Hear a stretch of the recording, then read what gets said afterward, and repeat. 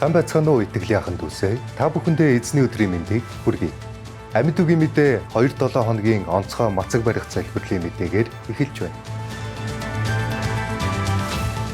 Өнгөрөх 2-7 хоногийн хугацаанд амьд өгчүүд бид даваагаас баасан гаригийн хооронд 14 хоногийн турш их эзнийхээ нүрийг эрэлхийлж, өөрсдийгөө даруусхан залбирч, гимшиж, бие биедээ Бурхан эзний хүсэл төлөвлөгөөг ярилцсан гэрчилж, залбиралд зориулсан онцгой ивэлтэй өдрүүд болж өнгөрлөө. Үргэлжлүүлэн маргаашнаас эхлэн даваа, лавг, баасан гарагт өглөө 7-оос 8 цагийн хооронд болох өглөөний залбиралдаа нэгдэж, хаанчлалын өргөөнийхөө төлөө илгээлт, сүм тарилт, чуулганы тоон болон сүнслэг өсөлт, ариун сүнсний бэлэг авьяас, эдгэрэл, өдөртөмж, залуу үе залхамж халаа, бяцхан хүүхдүүд, өсвөр залуусын төлөө чуулганаараа нэгдэн залбиралд өөрсдийгөө зориулсаар байцгаая.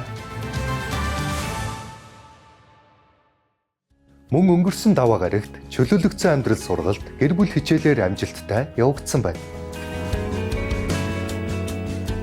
Харин маргааш орой 18 цаг 30 минутаас авралын зар хичээлээр явагдана. Итгэлийн амьдралдаа өсөлтийг бий болгохыг хүссэн та бүгдийг хүрэлцэн эрхийг урьж байна.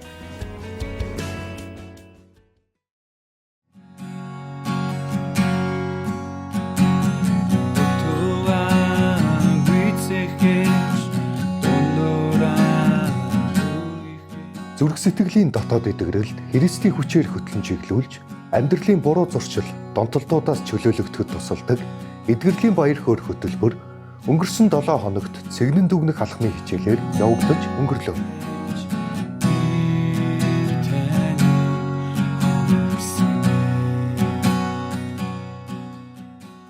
Харин эх 7 хоногт бусдад хүргэх алхмын хичээлээр явагдана.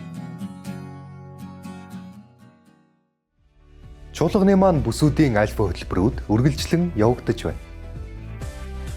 Амьдрал ингээд л боллоо гэж юу? Найз нөхөд хайртай хүмүүсээ чуулгандаа урьж, Бурхны сайн мэдээг хуваалцсан, хамтдаа видео хичээл үзэж, чин сэтгэлийн нөхрөллийг бий болгодог цаг бол альфа хөтөлбөр юм. Амьд чуулганы бүсүүдийн альфа хөтөлбөрүүд амжилттай явагдаж байна. Энэ удаагийн хөтөлбөрт олон шинэ оролцогчид хамрагдаж, Христ итгэлийн талаар танин мэдэж, Бурхны хайрыг мэдрэх цагийг хамтдаа өнгөрүүлж байна. Та ч мөн ойр дотныхоо хүмүүсийг альфа хөтөлбөрт урьж оролцуулаарай. Бүсүүдийн альфа хөтөлбөрийн дэлгэрэнгүй мэдээллийг өөрийн бүсийн пастораас аваарай. Амьдрал, итгэл, утга учир, альфад тавтай морил. Эмэгтэйчүүдийн үйлчлэлээс зохион байгуулсан эмэгтэйчүүдийн семинар өчигдөр амжилттай болж өнгөрлөө. Энэ удаагийн эмэгтэйчүүдийн семинар Бурхан эзэндээ алдрыг өргөсөн гайхамшигт магтаал хүндэтгэлээр бэлхэн байлаа.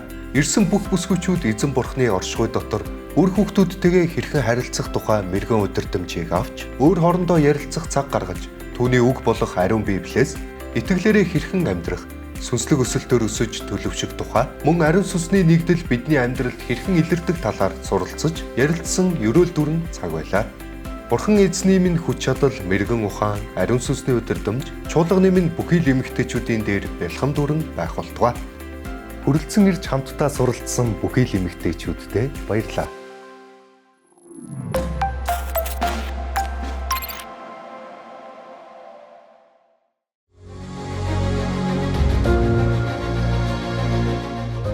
Та бүхэндээ дуулах нэгэн аялын тухай мэдээлэл байна. 2027 оны 11 сарын 11-ээс 25-нд Египт, Йордан, Израиль гэсэн аялал юм а.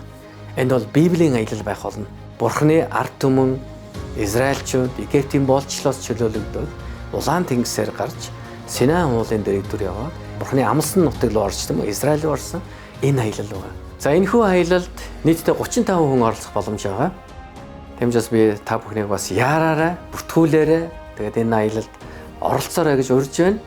Аялын зардал нь $3,000 нэг хүний. Гэхдээ замын зардал ороогүй. Тэгээд энэ $3,000 юу багтах вэ гэхээр бид нэр Египт, Йордан, Израиль буудлах бүх буудлуудын 5 тухтай автобус түрээс мөн хөтөж өглөө оройн хоолны бүх зардал орж байгаа. Эрт зарлж байгаа маань бид нэр 27 оны 11 сар хүртэл энэ зардлын мөнгөө бас цуглуулах боломжийг бас та бүхэнд олгож байна.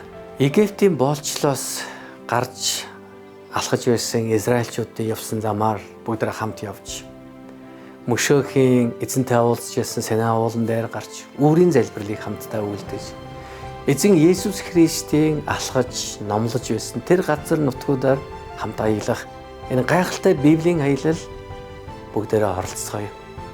Та бүхэн доор хувцсаар холбогдож бүртгүүлээрэ хамтдаа хизээж мартагдахгүй гайхамшигтай дурсамжтай бас Бурхны үгэнд суралцсан тэр аяллыг хийцгээе.